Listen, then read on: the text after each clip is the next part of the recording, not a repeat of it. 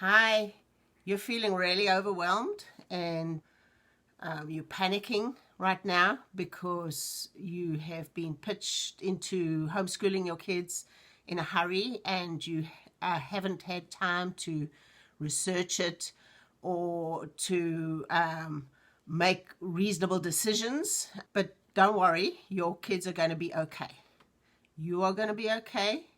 You need to just relax, breathe, and just focus on the basics for now.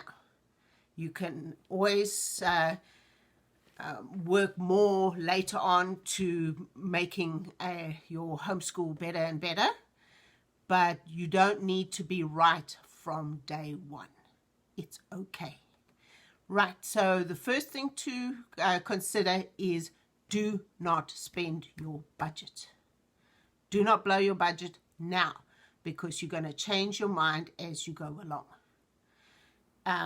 All homeschoolers have a closet full of curricula that they bought, which sounded wonderful according to the advertisers.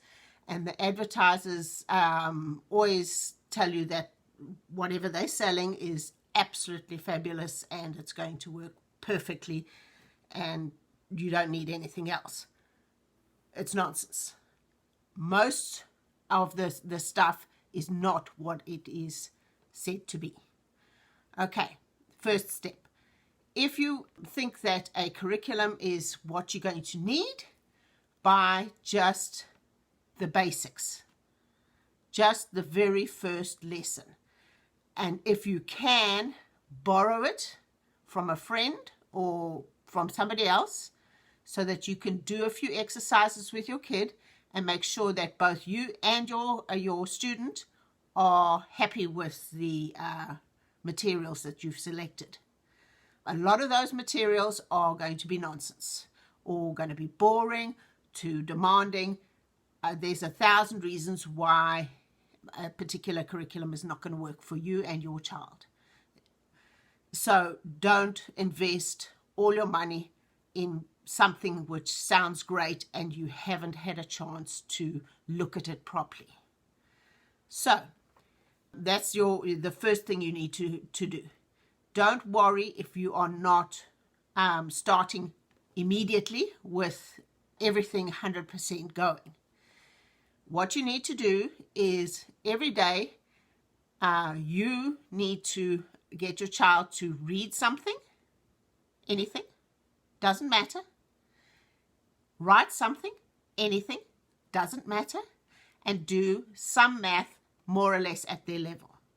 It's okay to go backwards and reinforce what they have already done. Do some baking and slow down.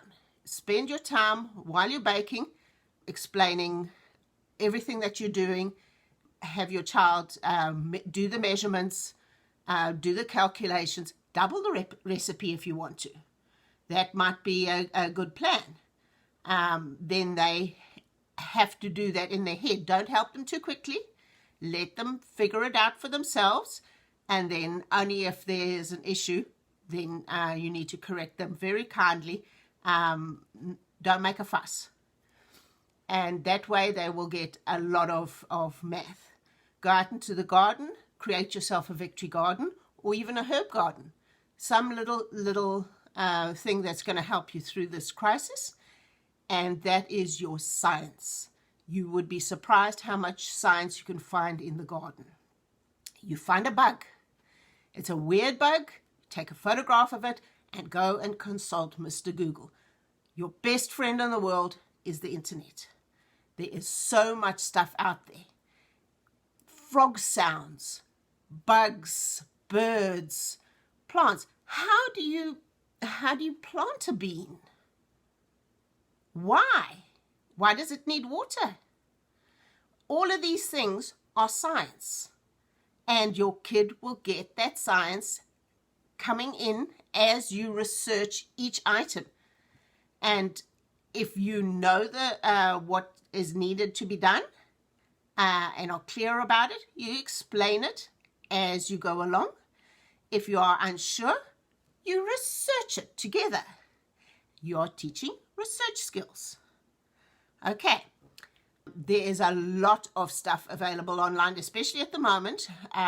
Huge numbers of museums and other resources are now available. There's a lot of online books. One book series, if you're in the K to 6 range, that I would suggest that you download. It's in PDF form. You can download the Core Knowledge series. The advantage of the Core Knowledge series is that they claim that they are the background to about half of a good American education.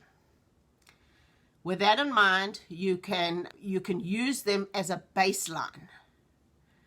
I found that we went way beyond what they had to say.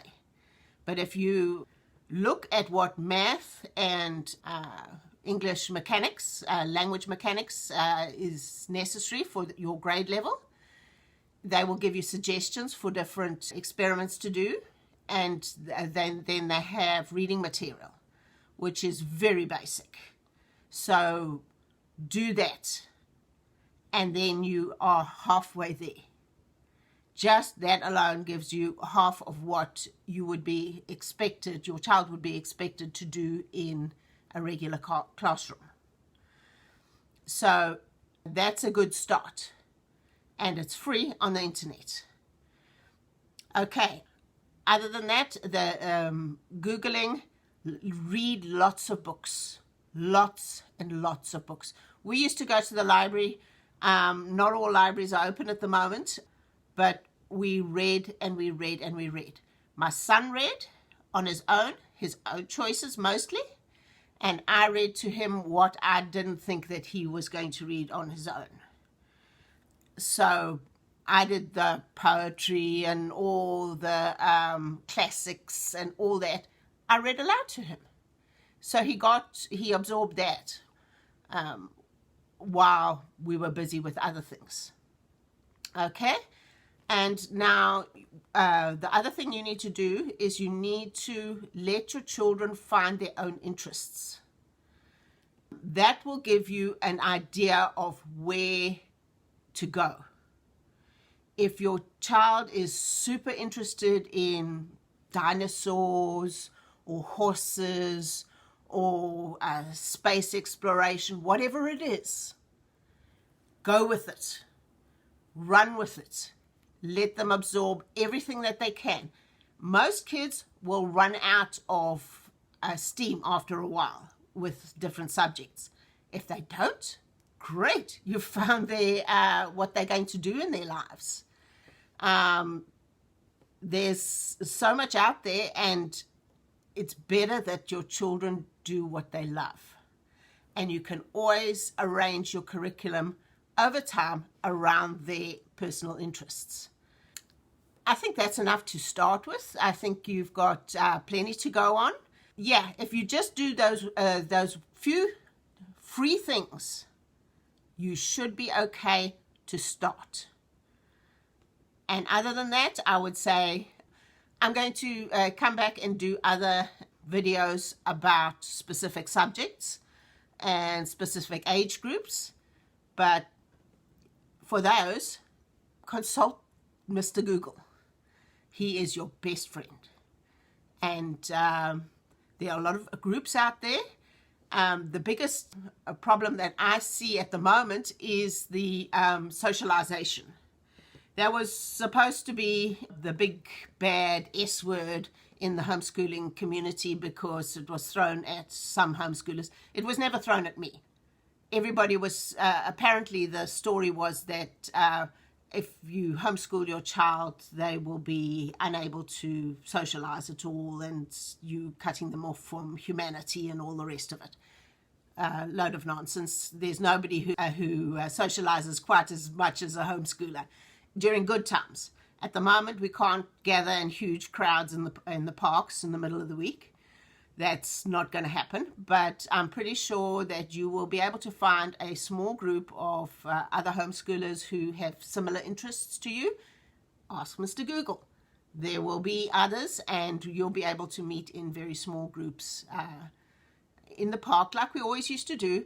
And sometimes I made it an educational thing. We did drama in the park. We did games, board games in the park. We did soccer in the park. But most of the time, it was the kids were just being friends. And the adults would get together and have the opportunity for adult conversation, which is something you're going to need. It's especially if your children are younger. Once they get older, you've got yourself somebody to talk to on a daily basis. But the little kids, you need other adults in your life so that you can vent to them. And your family don't necessarily understand your issues as a homeschool parent. So other homeschool parents are who you want to be with, at least online. And certainly, if you can, make it to small groups. Keep yourself and your family safe, please. And this is very important to make sure that we don't spread this problem. Okay, I think that's about all for now. As I say, I'll come back and do some more videos to help newcomers. Please subscribe and click the button below so that I can get this video up and running, and that way more people will get to see it, and hopefully that'll be helpful. Okay, thank you. That's enough now. Bye.